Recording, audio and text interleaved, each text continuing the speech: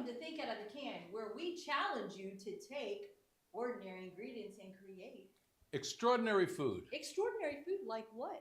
Well, like today, we're featuring black beans and cornbread. Is And that like right here? believe it or not, I'm going to incorporate some of those into a dessert in addition to the savory items. So, do you remember when we did the Iron Chef with the kids? Well, I shouldn't say Iron Chef. Ryan Chef. The Ryan Chef. Yes. And we had the students get up and do their little hoopla. It was really great. These kids were 10 and 11 years old, never watched Iron Chef on TV, and we just put down a bunch of ingredients and they took off, and you'd have thought it was actually a junior Iron Chef. Well, and that's the thing is we want you to take these ingredients and create your own Iron Chef every day, Ryan Chef every day. You know, have your family get in there and have them cook in the kitchen because that is the key to using this food. And most of the food we have today is coming from the food bank. We have very few ingredients that we've just purchased ourselves. Most of this is things that you're going to receive at the food bank. So I hope that you enjoy this video, and I hope that you get out there and do your own Ryan Chef. And we want to thank First Baptist Church Elkhart, because this is the Elkhart Food Pantry. It's once a month, every first Thursday. And the thing is, even though I'm a chef, these are not chefy recipes. These are recipes just to make you not look at a can of corn as just a can of corn.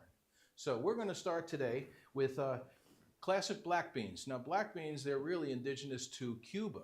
So even though they're Cuban black beans, I mean, the way that we make them is just, well, quite simply, flavorful.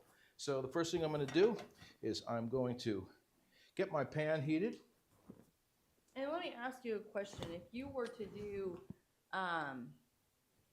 you can cook while I'm talking. If you were to do dry beans instead of canned beans, That's a good question. The soaking and all of that kind of stuff. You have to soak them. When you soak them, they soften them a little bit, and it's going to take a little less time to cook. So, but they're interchangeable. The fact is that they are interchangeable. So what I'm doing, I just added some regular oil. You can use vegetable oil, canola oil. You know, both of those are flavorless. And so they're not going to add any extra flavor to the ingredients. Sometimes you want to use olive oil because you want that flavor. But with these, you just want regular oil so that you can saute or cook onions and so on and so forth. These are called the aromatics. When you put onion, garlic, shallots, any of those vegetable ingredients in to start the cooking process, they're called the aromatics because as soon as, and everybody knows, as soon as you put an onion in a pan, boom, you smell the onion. So I'm going to put in diced onion. And when we're catering for people, that's the one thing they say is, "Ooh, what are y'all cooking?" I tell them. Onion. They say, "What smells so good?" And I tell them it's my cologne. But actually, we know that it's onion. So the onion and the celery are both diced, which is kind of, I like to say pico de gallo size. It's about 1/4 of an inch. So I'm going to put both of them in. The other thing I'll tell you is you have to make sure that the oil is hot enough so that when you put these ingredients in, they sizzle, because that's what's going to make them start to cook. If you put them in before the oil is hot, then they're just going to absorb the oil and get a little bit soggy and just taste the oil itself. So I'm putting in onions, diced celery. I'm going to let them cook for about 2 or 3 minutes to get the raw flavor out of them. And I'm not putting the garlic or the jalapeno peppers in there yet because they tend to actually burn quickly, especially garlic. So as soon as I see the onions start to turn translucent and they're not just plain white anymore, it's time to go ahead and add the other ingredients. I'm going to mix them up. And let's be like the cooking show. Oh my gosh, if y'all could only smell that. The old Emeril Lagasse smell-o-vision. So if you notice now, these jalapeno peppers or serrano peppers, any of the hot peppers you want to mince. So you're cutting them up really small because you don't want a big old chunk of a hot pepper because it's going to make you run to the refrigerator and have a cup of milk or something like that. So I'm going to add the jalapeno peppers. And now I'm going to add minced garlic. Same thing with garlic. You don't want a big old chunk of garlic because, I mean, it's just nasty. So you want to mince that up also. When I put ingredients in, I want to make sure that I mix them all together. And you can see that they're all minced together, they're all mixed together. So when I start putting in the other ingredients, they're going to be equally distributed. This is the time that you put in your dry seasonings. If you put your dry seasonings into like broth or soup or like spaghetti sauce or marinara sauce, all they do is float in the liquid. So this way, when I put the ingredients in there, it's going to mix in right with the vegetables, and they're going to incorporate, and they're going to actually stick to the vegetables so that when you put in the liquid ingredients, it's going to blend really well. And so in this case, I'm using cumin, paprika, and oregano. I'm going to add that in there. And how did you decide on this recipe for the beans? Like, what did you decide, just plain black beans? Because it's classic Cuban. You know, you try to be as authentic as you can with indigenous foods or foods from whatever country or region that they're made, or in this case the black beans are grown. And the Cuban is because of the spices. Is that what makes the Cuban? Yeah, I mean these are the ingredients that they use. They use paprika, they use oregano, and they use cumin. So now that you can see that the seasonings have blended and stuck to the vegetables. So it's at this point I'm going to add the black beans. And every time I put an ingredient in, I like to mix them so that I know that everything's going to be fully incorporated.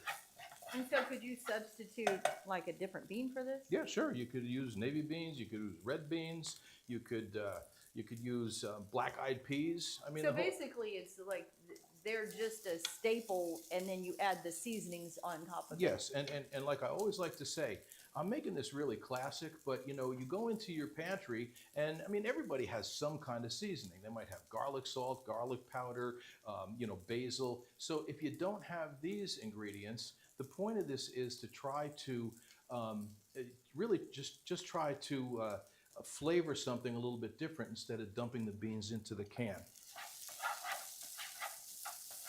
Now mixing everything together, and this is when I add the broth. I'm using chicken broth here. You can use vegetable broth or beef broth, whatever you have. And the broth is actually comes in a can. It's granules, and you add the water to it. So yes. You can actually buy broth where it's in a can, or you can have the granules where you make your own broth. So. Or, you know, if you have something like chicken noodle soup or chicken soup, you know, anything that's a broth, you want to just get the beans into some type of liquid so they can cook down. So these are looking really, I don't know if you can see that, but they're looking really, really good right now. So as soon as I put the broth in, I like to use bay leaves. Bay leaf, it's a dry leaf from a tree. And I'm telling you, just this dry leaf, you put it in any kind of soup or any kind of sauce, and man, it really gives a unique flavor to it. So I'm going to add the bay leaf to it. I'm going to turn this up a little bit. If you wanted to put rice with this, would you put the rice in with the beans? Would you just I wouldn't. I would the rice on the side? I would cook it separately. I knew that and thought that, but somebody might have a question about that. I mean, there, so. if you want to make it beans and rice all in one pot, then you got to wait until all of these flavors meld together, and then you put only about half as much rice as you would ordinarily, you know, eat, because rice triples in weight, and so you just want to put just enough in there so it's not like all rice and some beans.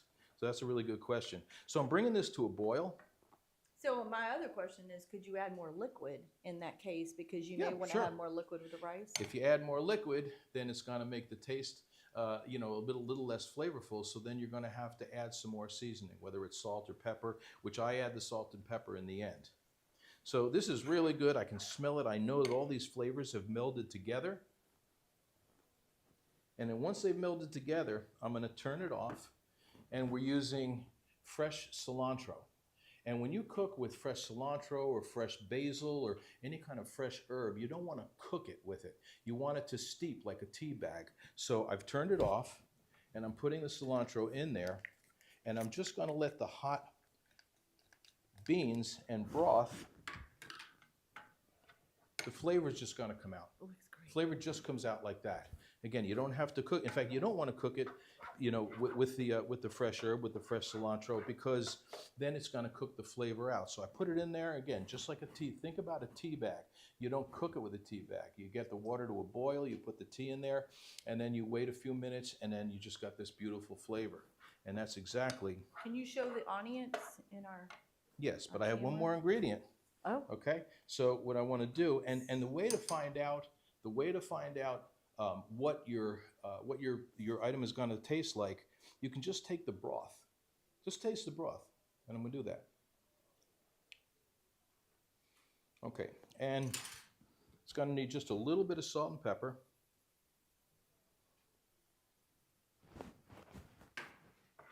And I know that's, and again, I can't tell you exactly how much, a half a teaspoon, full teaspoon. It's all to taste. Some people don't like very much salt. Some people like it saltier. But I know that that is about the perfect amount.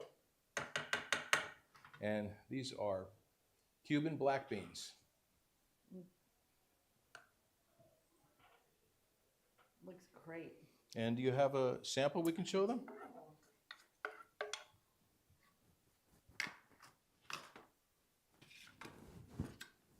Cuban black beans.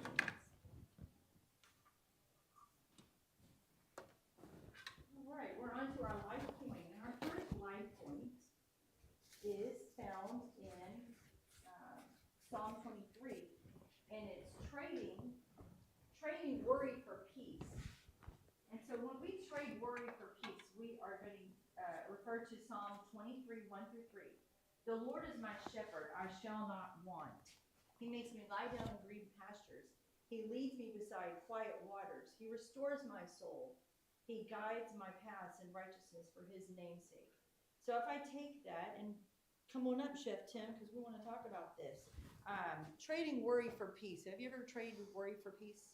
Well, you know, it's not the easiest thing in the world, but I can tell you that the woman who really helped me come to Christ, she said, as soon as you worry, it means you don't trust God.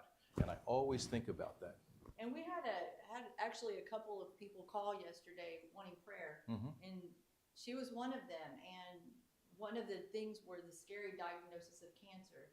And, you know, we claim that that wasn't the case, and we stand on that God is our shepherd, we shall not want. We lie down in green pastures. What does that mean? When you think of a green pasture, it's calm, it's peaceful.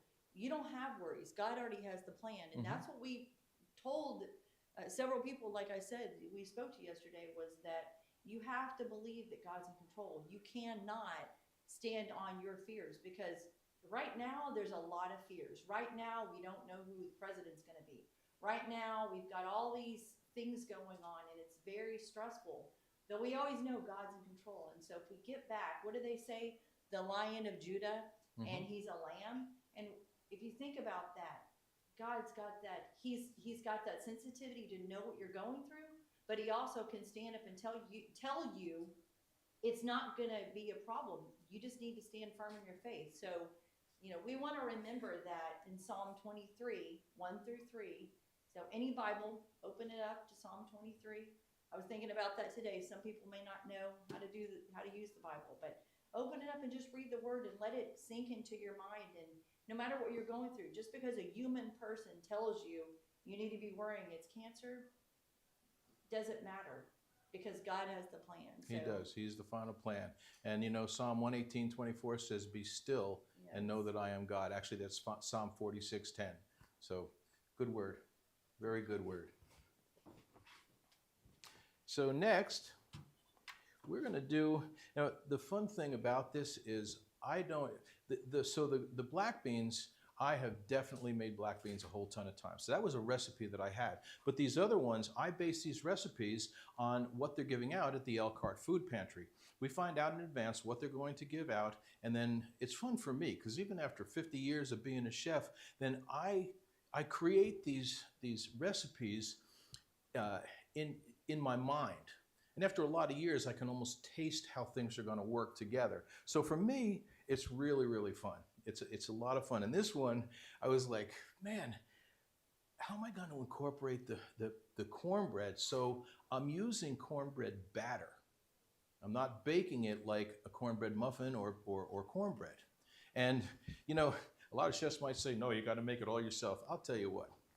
I don't think there's anything better than Jiffy cornbread mix. They're giving this out at the Elkhart Food Pantry. Yes. And it's what, 59 cents a box?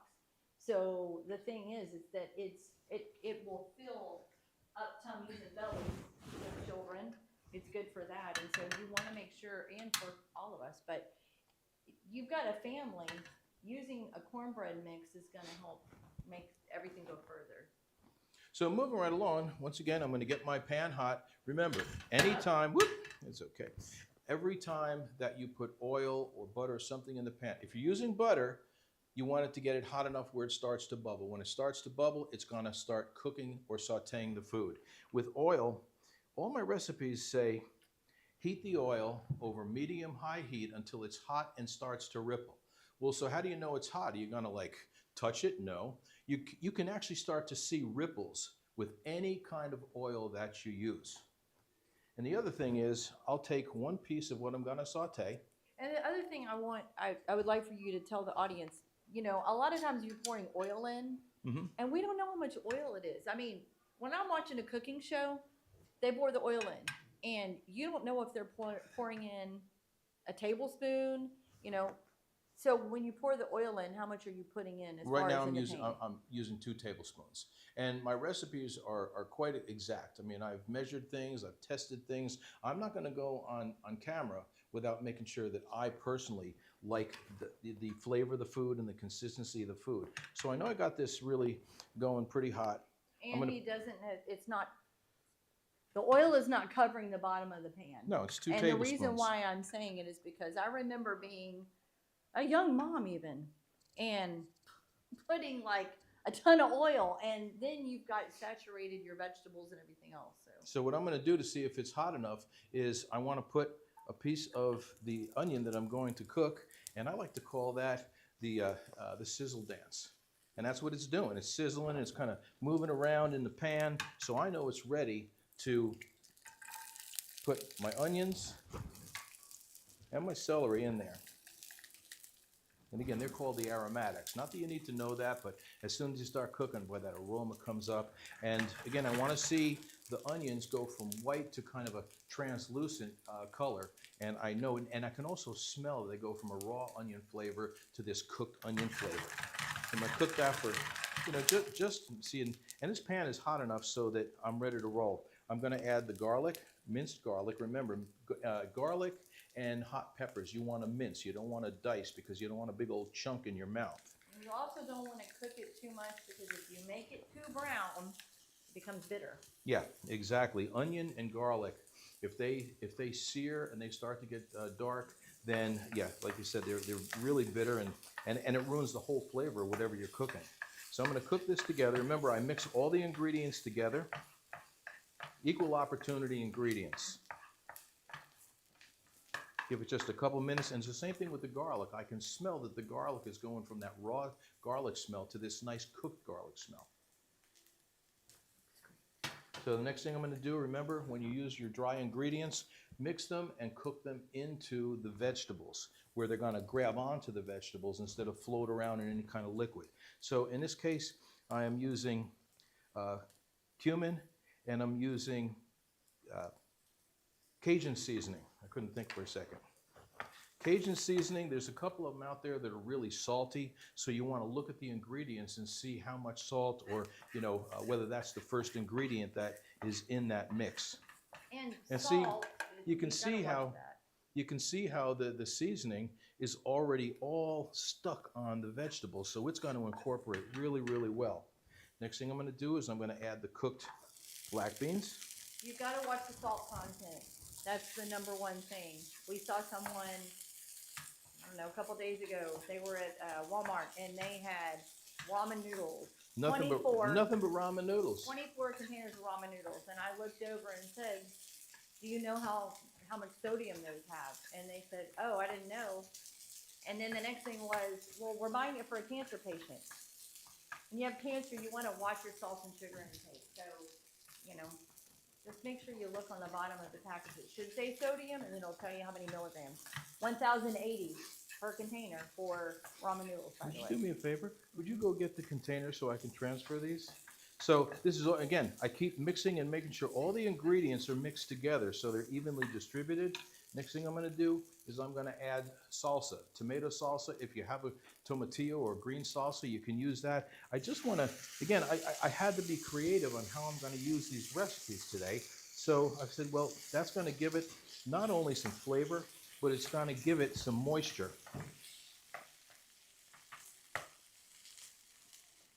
And I want to make just sure crazy it's that all salsa even. just makes such a Oh difference. man, I mean, the smell that's coming out of this pan is really incredible. So you can see that it's all evenly distributed. There's a little bit of moisture in there because I'm going to bake this. And I want to bake it, anytime you bake something, you want to have enough moisture so it doesn't bake dry. And I'm going to transfer this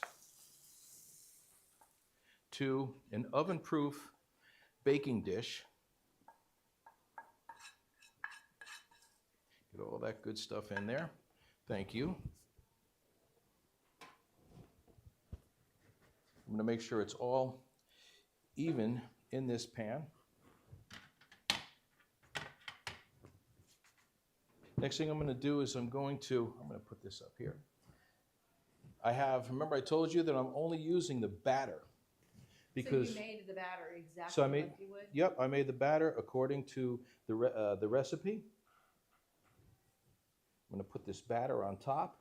I wasn't even sure how this was going to come out. I didn't know whether it was going to bake too fluffy. It was delicious. I had some last night. And so I'm going to just flatten it out. And if it doesn't cover the whole thing, it's no big deal. It depends on the size container that you have. But I'm going to try to get it as much all the way around as possible.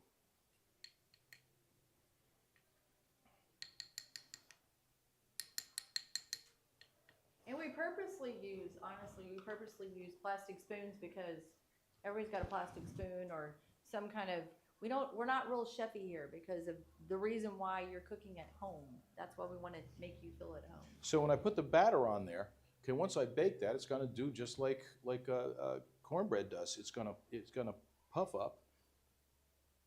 And after, now I can't show you after because I'm not baking it right now, but then I put a little bit of shredded cheese, whether you have cheddar cheese, a Mexican mix, whatever it might be. After this is fully baked, I put this on top, throw it in the oven for about 2 minutes just to let it melt. And this is what it looks like. And you see that cornbread batter came up just like regular cornbread, and it's going to eat just like cornbread. It has a crust on the outside, it's a little bit soft on the inside, and you dig all the way down, and you're going to get that real flavored black bean mixture, which has the salsa and the vegetables in there. And so that is a black bean and cornbread baked casserole.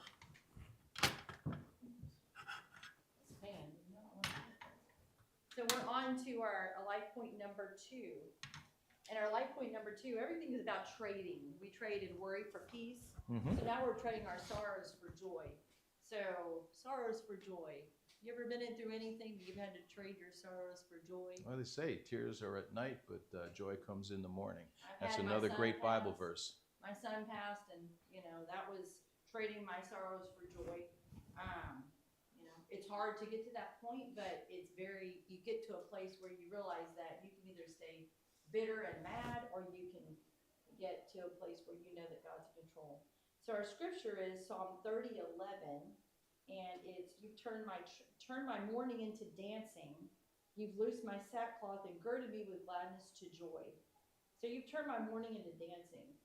Like I said, it's hard to get to that point, especially right now with everything that's going on. We still are at the point where we wonder, why are we having to deal with all of these issues? Maybe I don't have money. Maybe I don't have food.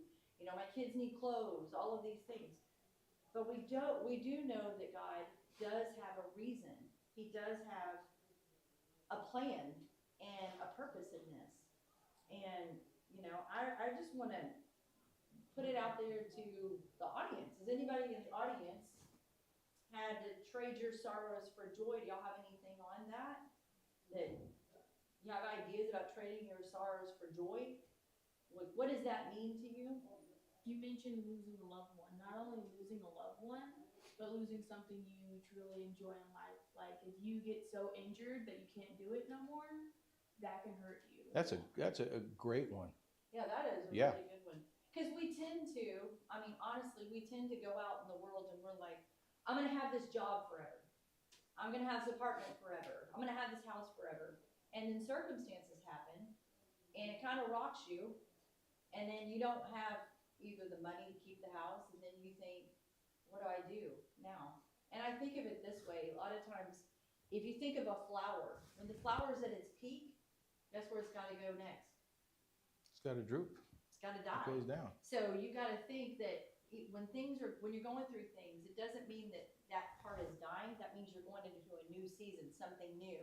And if you take it that way, you keep going to that new season, you keep going up. But if you take it where, oh, my life's over because I lost my job, my life's over because I lost that opportunity, then it is gonna be over. Because your mindset is really what keeps you going. Well, I can tell you, personal experience is that in December 2021, after we had a very, very busy catering season, all of a sudden I got sick. I didn't feel right. And I waited and waited, and Kim finally said to me, you know, we've got to take you to the emergency room. And I ended up in the hospital for almost the entire month of January. And the day after we got home, and I had a lot of personal home rehabilitation to do, God said to me, Tim, it's time. I want you to retire. And I was like, retire? You kidding me? And I waited 2 days, and I really prayed and prayed. And I said, Lord, I went just like this. I went out on my patio and I said, Lord, I surrender. And if it was really you and not the enemy telling me, because I'm scared now, then you let me know. And he let me know. And I retired. But the beauty of it is now with my cooking, we do this.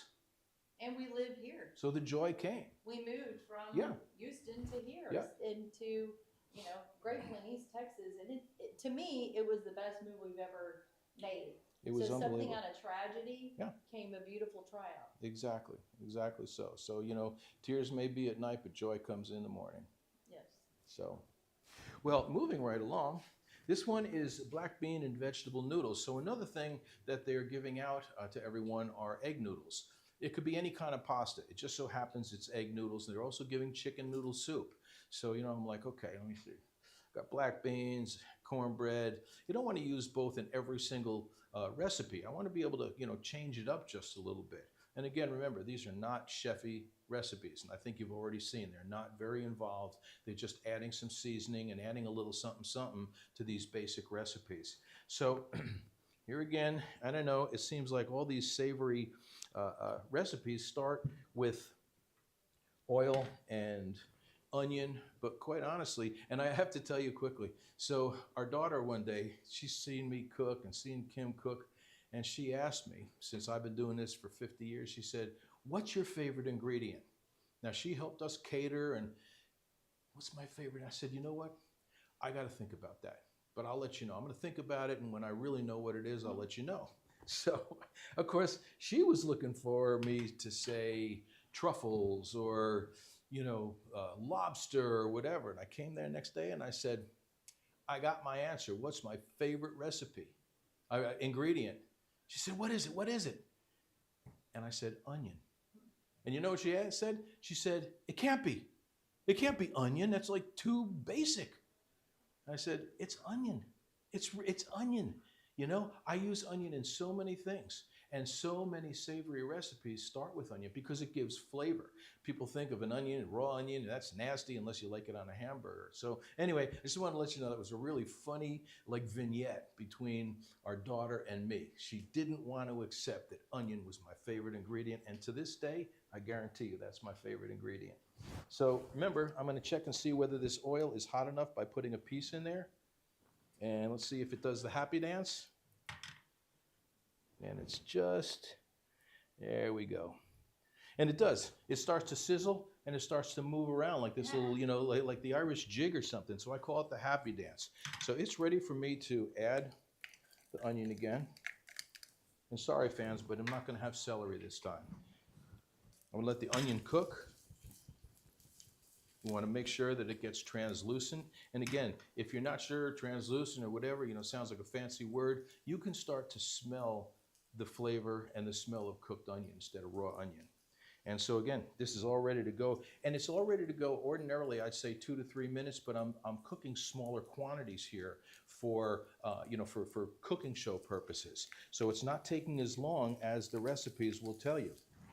I'm going to add the minced onion. Give me this one. Sorry. If you use a spatula, to cook, it has to be a silicone spatula, not a rubber spatula. The rubber spatula will melt and it'll go into your food. It has to be a silicone spatula. That was not. So I'm gonna let that cook together, mix them all together, because every time you add an ingredient, you want it to be evenly distributed. I can smell that garlic coming up. And remember what I say, that when you add dry seasoning, in this case, I am using oregano. I'm What I using, love about your cooking, what? you follow recipes. I don't, but he does.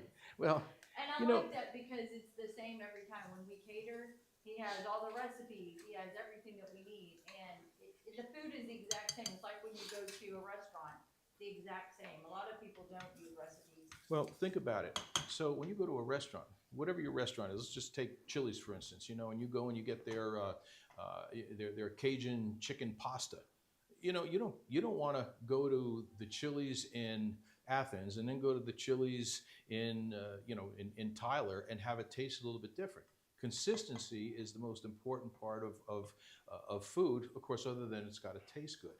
And so I make my recipes and I try and I check and I change just to make sure that it's right, so that when I pass that recipe on to you, then you can do it. And when I teach class, I say, now, how did the food taste? They said, it's great. I said, well, I didn't cook it, you did. I said, now make sure you go home and you cook this stuff.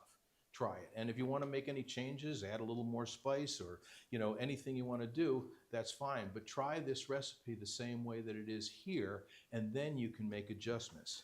So I added the ingredients. And Elkhart Food Pantry always gives out the recipes. Yes, they do. You know, when you come to pick up your food, make sure you get those recipes. And it has our life ones as well. I'm adding the black beans. Remember, this is a black bean, vegetable, and noodle entree.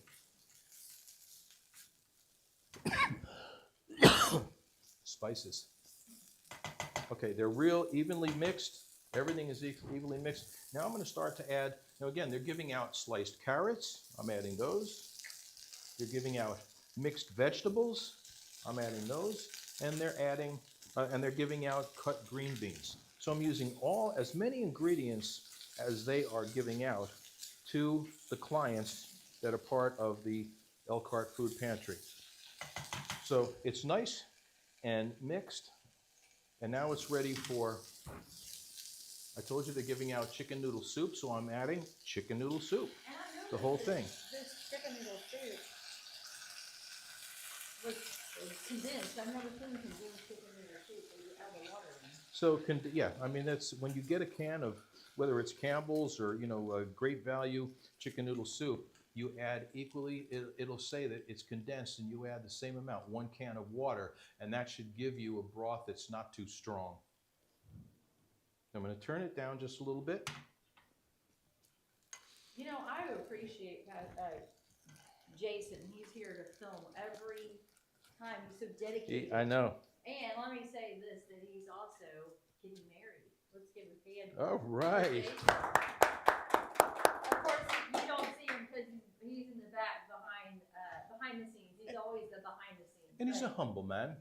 And that's the reason why this production comes off so well. Yep, Because he's very dedicated and we're very gracious. And we've been doing it for over a year now. So I added the chicken noodle soup, and I added the egg noodles that they're also giving. So, you know, it's kind of a noodly kind of deal, but hey, this is more an entree. If you want to make it a soup, then just add more broth. So finally, the last thing I'm going to do is add a little bit of salt and pepper. It looks good. And remember that the way to taste what your food item is going to be, if it has any kind of broth at all, then just, you know, dip your spoon in there just a little bit, and you can taste it and see what other ingredients do you need. Does it need more oregano? Does it need more Cajun seasoning? And the reason we use plastic spoons is I always tell the people that are taking classes, or even my staff in catering, I end up saying that I want you to taste and taste and taste. Taste it incrementally. You want to build that flavor, because if you put every ingredient in there, even if it's, you know, from the recipe, then you don't know, oh shoot, we need extra oregano, we need extra basil or something, and it's hard to add flavor when you can actually build it incrementally. So have plenty of plastic spoons available to you. So, yeah, this is really, well, I could tell you what, I could sit down and eat this right now. I mean, that's a meal. That is a meal. Doesn't have to have meat in order to have a meal, okay? So this is black beans. You saute onions and garlic. You add some seasoning. You add the black beans, and then whatever vegetables you have. Like I said, the food pantry is giving out sliced carrots, cut green beans, and mixed vegetables. But whatever veggies that you have in the house, you can add to it, and whatever pasta. So if I'm reading this recipe, onion and garlic they're not giving, but you could do, if you have powdered garlic, you can put that in. Yes. So basically, you're buying an onion and whatever, and they're giving chicken noodle soup. Yes, you're giving chicken And noodle they're soup. So basically, you're buying an onion and you're using your own seasoning. So really, this recipe is like It's all 30-something cents. it's all what's being distributed, maybe and 50 cents. that's the finished product. Let me give a hand for that. Give me here a clap for Chef Tim. So now we're on to our next life point. And our next life point is our favorite. He does the cooking part and I do the life point, so he never knows the scripture I'm gonna use. Trading lack for abundance. Now, Oh, yeah. this scripture, I don't even have to look at the Bible. Philippians 4:19. Our God provides all of our needs according to his glory and riches in Christ Jesus. So why do you always know it? Well, that was when we got married, We got 4:19. April 19th, 419. And you know what? We realized very quickly that God's plan was if we didn't memorize one verse in the entire Bible, we would memorize Philippians 4:19, that no matter what you go through, God provides. So this is my challenge to you and you. My challenge is that your birthday, your anniversary, find a scripture. Your address. You will not believe the story God's trying to tell you. For ours, it was renting a car and not having a credit card and always keeping the scripture, and Tim would always keep that scripture in his pocket. And he said Philippians 4:19, he'd pull it out, you could tell he was nervous, and I said, what's that scripture you keep in your pocket? He said, Philippians 4:19. I said, when did God marry us? He said, April 19th. I said, no, what are the numbers? He said, 4:19. I said, what's God trying to tell you? He said, oh, I said, we're never to worry about money ever again. And from that point forward, I'm not saying we had it, but he always provided exactly what we needed. And it's not just money, just things, Yeah, you know. yes. He is a provider. You know, Jehovah Jireh is God the provider. We gave our car away. He gave Tim a Few new years car. later. He gave Tim a car. Yep. So, you never know how God's going to provide, but he is Philippians 4:19 in our life, and it should be in yours too. So, last but not least, I try to always have a dessert. I don't always have a dessert, but in this case, let me tell you some of the other things that they're giving away. They're giving out sliced pears, they're giving out raisins, they're giving out frosted flakes, and let me see what else. And of course, so this time I'm going to use the cornbread. So I says, man, what am I going to do here? What am I going to do? And I literally just finished this recipe last night. So basically, cornbread, pears are giving out, raisins they're giving out, Mhm. cinnamon and sugar, you would probably have to purchase that, or we all pretty much have sugar.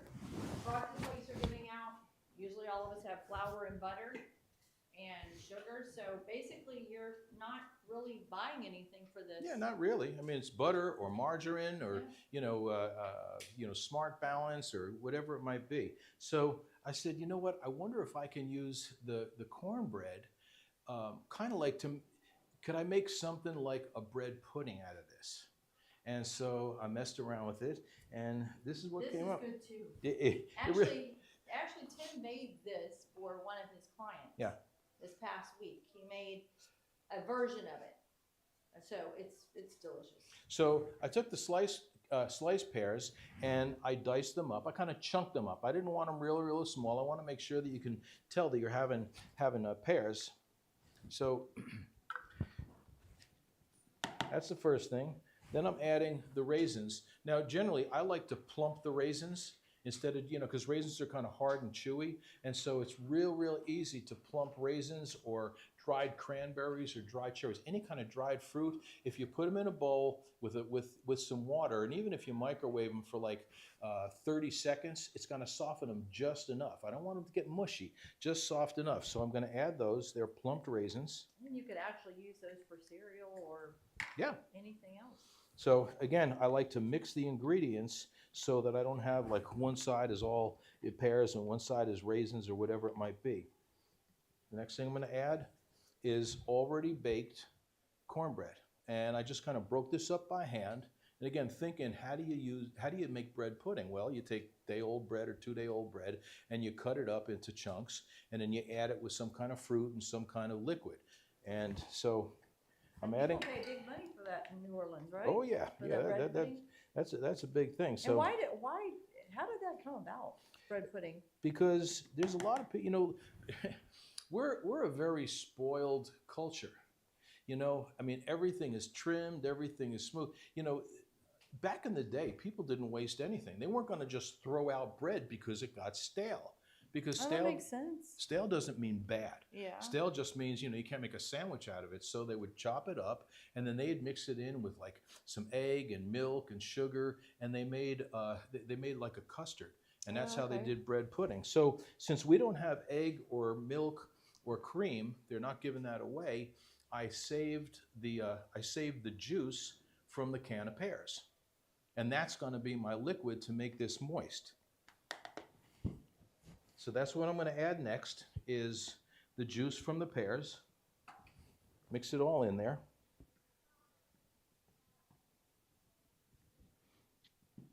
I like it. And I'm going to add some seasoning. I'm going to add cinnamon and sugar. Such form. Thank you. Again, I mix it up so that everything is evenly seasoned and everything is evenly flavored. And you can see that there's enough bread in there to have it look like bread pudding. So the next thing I'm going to do, phase 2, is I'm going to make the topping. This is called streusel topping or crumble topping. So I'm using the Frosted Flakes, and I just crushed up the Frosted Flakes. Have anybody ever had like Apple Crisp or so Apple Crisp has that nice crusty top on there, man, and it always tastes real good, right? Mm-hmm. So that's what I'm doing. Now, I don't have oats, or I don't have some of the ingredients, so I'm being creative using the Frosted Flakes. I crushed them up really, really well. And we did a dessert like this in Las Vegas for some youth in Whitney elementary Elementary School in And Vegas. They had pears and what was the other thing they had? They had 2 ingredients, and They I had pears and they basically- had corn flakes.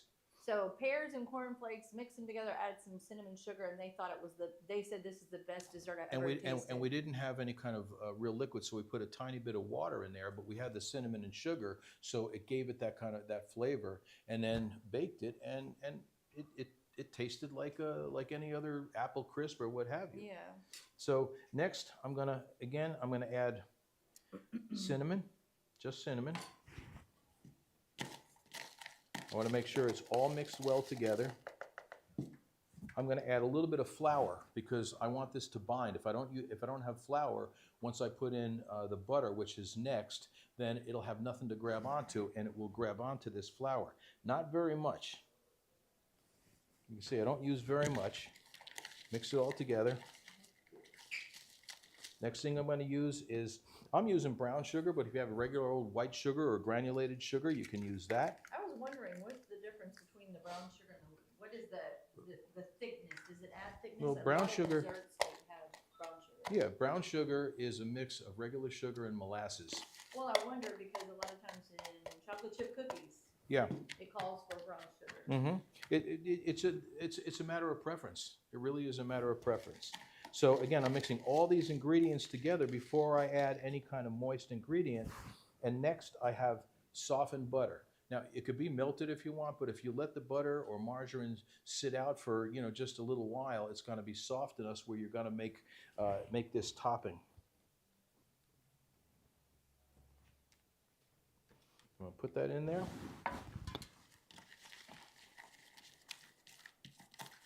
Mix it all together.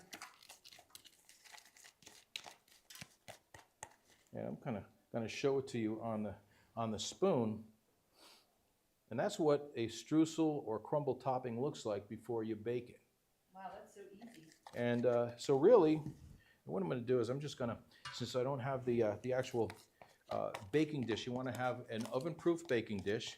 You want to bake this at 350 degrees for, about 20-25 minutes. And the way that you're going to know if it's done, first of all, the filling is going to start to bubble, and you want to see that streusel or crumble topping start to brown a bit, and you'll see that it binds together. And so then what I do is I just take the topping, spread it like that. And of course, this is not a baking dish, but I'm just showing you how you would actually put it together before you actually bake it. And that is the final product. So this is a pear, raisin, crumble, or streusel topping, whatever you want to call it. On to our last life point. Oh, and the cornbread. It's like a bread pudding. I'm sorry, I didn't mean to interrupt your final. Go ahead. So we're on to our last life point, and it is today's verse, James 10:3, because it is October 3rd. And James 10:3, I love this. I don't know why I've never read this. The watchman opens the gate for him, and the sheep listen to his voice. He calls his own sheep by his name and leads them out. So basically, when I read that, I was thinking of Jesus is always calling us out. He's sitting there calling you. Are you going to step forward and listen to him? Because the key to this whole life is God's got the plan. We just need to line up with what he has planned for us. And if we tend to go off in these little tributaries and we decide to go off and do our own thing, you're going to miss the boat with Jesus. So we want to make sure that we line up with his plan. But I want to do something a little different for our ending today. Our ending today, because we've had all this scripture and we've had beautiful, wonderful filming, and I feel great about this whole presentation. I want to ask everybody behind the scenes to come out, because today is a special day. Number one, Jason getting married, I think he needs to come and be on camera because he's always behind the camera. And I would like for all of you from Elkhart High School to come and let the audience see, and let's Look do at an us. ending together. They've been leading us today, so it's been a little bit different. We want to thank you for viewing. Thank you for watching. Think out of the can. We thank you for using these recipes, using the food, because there's people out there doing a lot of work on your behalf. And it's not a guilty feeling. It's to be appreciative and to be grateful, because you're special. You have a lot to give the world, and we want to thank you for watching, and we want to hope to inspire you to go out there and do something yourself. I mean, we do this just because we like to do it for you, but we hope that you'll go out there, find something to give to, like all of us, and then that way we can keep spreading this word of doing something good for the community. And we want to thank Ms. Reese for Yes. having her students in the film and social media classes, for coming out here and doing all this filming. They're going to edit it and they're going to put it out there on social media. And Jason, we love you, man. You're always back behind here, always making it happen. And we just love what we do. This is Think Out of the Can, where we take Ordinary ingredients and create extraordinary food. Take care. Thank y'all. That board was the bomb. No, really, it was great. It was helpful because, Yeah, very.